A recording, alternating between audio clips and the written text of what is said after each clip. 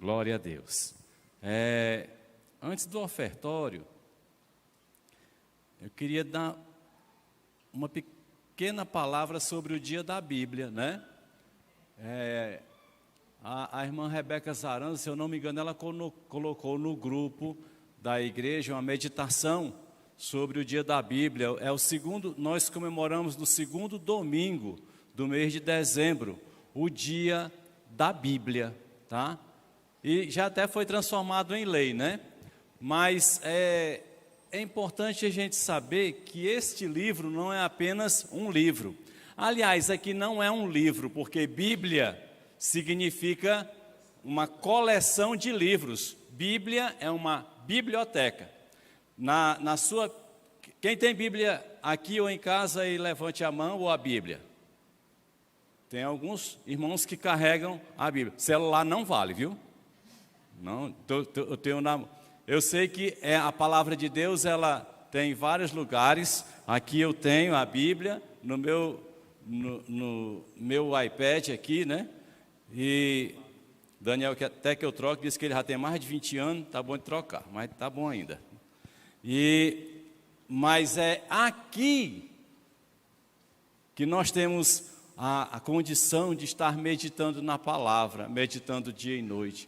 Nós precisamos ler a Bíblia todo dia. Todo dia precisamos ler a Bíblia. A Bíblia, levou em cerca de 1.500 ou 1.600 anos, aí é uma variação que a gente não pode definir com convicção, mas foi mais de 1.500 anos, cerca de 1.500 anos, 40 autores escreveram a Bíblia, certo? E a estrutura do Antigo Testamento, os apóstolos, os nossos primeiros apóstolos e os que vieram após, não tinham o Novo Testamento, só tinham o Antigo Testamento, tá? Nós temos o privilégio de termos o ensino de Jesus pós período apostólico, o que é bom, mas no Antigo Testamento há todo um fortalecimento falando a respeito de Jesus, há toda uma manifestação, há uma palavra profética falando de Jesus. Tanto é que o Antigo Testamento ele é dividido em 3 partes, tá? A primeira parte é Torá, a segunda é Nevim e a terceira é Ketuvim, que quer dizer lei, profetas e escritos. Então, ela se divide assim, o Antigo Testamento. O Antigo Testamento do povo hebreu é o mesmo Antigo Testamento nosso, certo? E tem a parte, a gente define como leis, livros históricos, poéticos, profetas, né? Maiores e menores. A gente faz essa divisão pedagógica para facilitar até um entendimento, uma compreensão, certo? E por muito tempo, meus queridos, olha só, antigamente a gente não tinha o recurso que a gente tem hoje para conhecer a palavra de Deus, certo? Era difícil, então preparar uma mensagem, uma meditação, não era tão fácil, a gente não tinha acesso a tantas coisas, tá? Mas eu tinha uma ideia de que o canonizar era algo relacionado a homens santos que ali liam aqueles textos e reunidos pela revelação, dizia, esse aqui foi revelado pelo Senhor. Mas aí a gente aprende depois que a palavra cânon quer dizer varinha de medir. Varinha de medir, esse é o cânon, tá? É uma espécie de régua no hebraico. Então, esses livros do Antigo Testamento, eles foram canonizados. Eu vou explicar um pouquinho para vocês, para entender como a Bíblia não é um livro aleatório, não é um reles livro, mas é uma palavra, é a palavra de Deus que ele permanece conosco, tá? Então, para se determinar essa medição, testar que aquela palavra ela realmente é de Deus, tá? Tem que ter uma historicidade, tem que ter esse livro mencionado historicamente em outros livros, os autores. Não é uma simples colocação ali, tá? Eu não vou me aprofundar nisso não, que vai muito longe. Mas ele tem que ter uma historicidade, ele tem que ter uma espiritualidade. Os livros têm que falar mostrando Deus aqui nos ensinando, certo? E também a reprodução sagrada pelos escribas. Quando os escribas reproduziam, eles estavam testificando que aquele texto, ele era um texto realmente inspirado por Deus, certo? O Novo Testamento veio depois, certo? Ele também é confirmado por livros bibliográficos, livros históricos, pelas epístolas e livro profético. E tem uma chamada apostolicidade, ou seja, o Novo Testamento, todos os livros, eles vão até o período apostólico, até o primeiro século. Se passar é pouca coisa. Dos primeiros que tiveram contato direto com Jesus. Desses que a Bíblia tem aqui registrado como livro, que não teve assim um contato material com Jesus Cristo antes da cruz, foi Paulo, pelo menos é o que a gente percebe na história e na Bíblia. E é ele, mas teve toda uma revelação divina, e foi o último a então escrever os livros, né? Certo? Lógico que João, como era novo, tem o livro mais antigo, que é o Apocalipse, tá? E aí nós vamos perceber sobre isso, o uso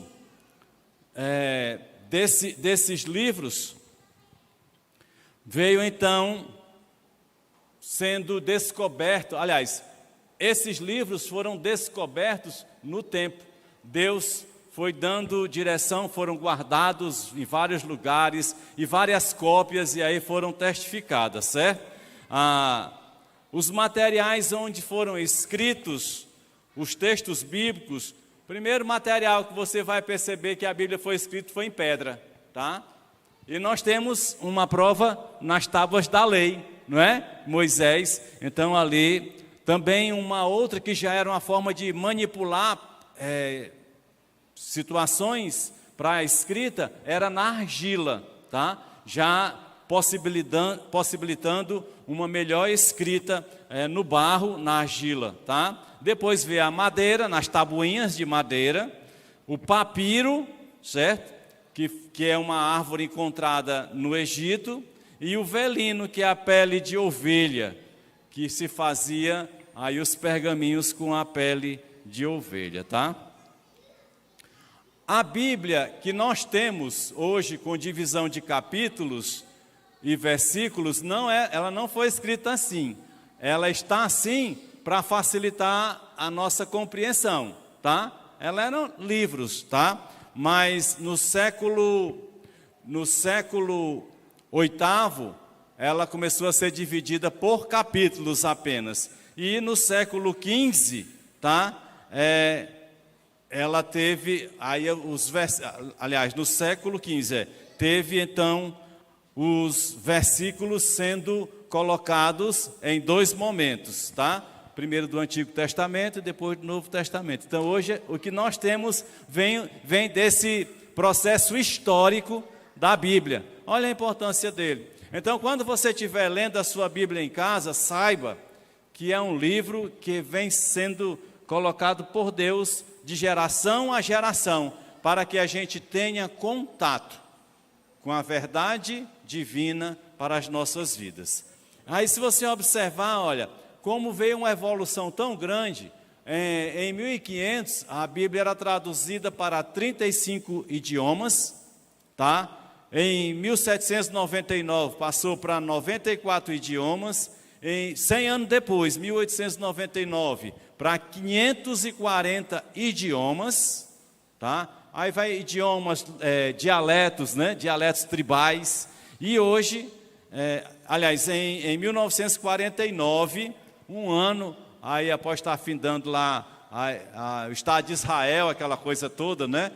Israel nasce em 1948, em 1949, a Bíblia já era traduzida para 1.207 línguas diferentes, tá? Então, e hoje, atualmente, pelo menos até esta pesquisa, hoje a Bíblia ela é traduzida para 2.403 línguas. Então, veja como a Bíblia é importante. Nenhum outro livro de qualquer natureza pode chegar a se comparar o que é a importância da Bíblia e como Deus age para que a gente tenha acesso a ela. Então, você que tem a sua Bíblia em casa, leia, veja, estude sobre ela, veja como ela é importante. Ali tem a foto dela, né? E está a cabeça do rei em cima da Bíblia ali, né? Ali deve ser a coroa de Jesus Cristo, não é a coroa, perdão. A coroa de Jesus Cristo. Então, note que esta palavra, ela é a palavra libertadora. Amém? Então, você tem ela em suas mãos. Na China, hoje, ainda não tem Bíblias assim. São páginas. E a gente tem o WhatsApp, tem essas coisas, né? Lá tem, acho que, se eu não me engano, o WeChat, eu acho. Não pode baixar a Bíblia. O sistema não permite baixar a Bíblia. Você quer baixar? Hoje a gente tem Bíblia. Na China você não baixa a Bíblia. Não só lá, mas vários países você não consegue baixar a Bíblia ainda, mas ela chega. Tem muitas histórias de homens de Deus que Deus operou milagrosamente para que a Bíblia chegasse. Então você tem esta palavra em suas mãos. Então use-a com esmero, com dedicação. Ore a Deus ao ler a palavra e Deus te revelará o que Ele quer da sua vida. Amém?